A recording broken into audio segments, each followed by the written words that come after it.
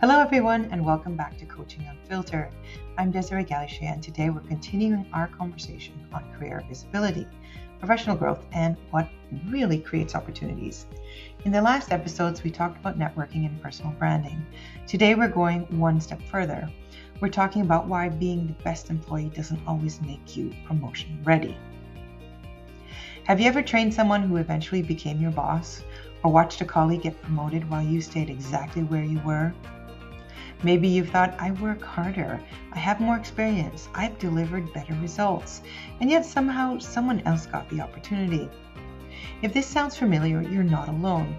In fact, one of the biggest career misconceptions I see among the high-performing professionals is a belief that promotions are rewarded for hard work. They're not. And understanding this distinction could completely change the trajectory of your career. Today we're talking about why being the best employee doesn't automatically make you promotion ready. Most professionals believe that if they consistently deliver results, leadership will naturally notice. After all, that's how careers are supposed to work, right? Work hard, perform well, get promoted. Unfortunately, that's not how most organizations make promotion decisions. Because promotion decisions are not rewards for what you've done. They're investments in what leadership believes you can do next. Yeah, let me say it again. A promotion isn't recognition for what your past performance looked like. It's a bet on your future potential. And that's where many talented professionals get stuck. High performers often become victims of their own success. They're dependable, reliable, knowledgeable. They know the systems, they know the clients, they know the processes. Everyone turns to them when something needs to get done. And that's exactly the problem.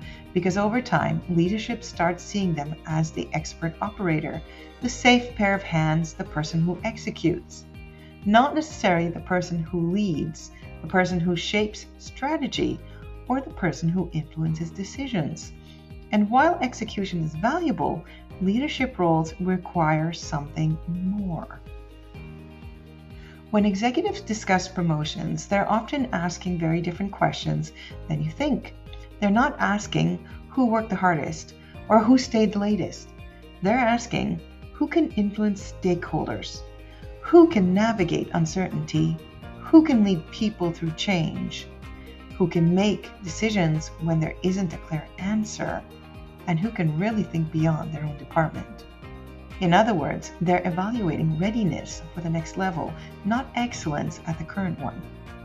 One of the biggest mistakes professionals make is spending years becoming exceptional at the current role, while neglecting the skills required for the role they actually want. Think about it.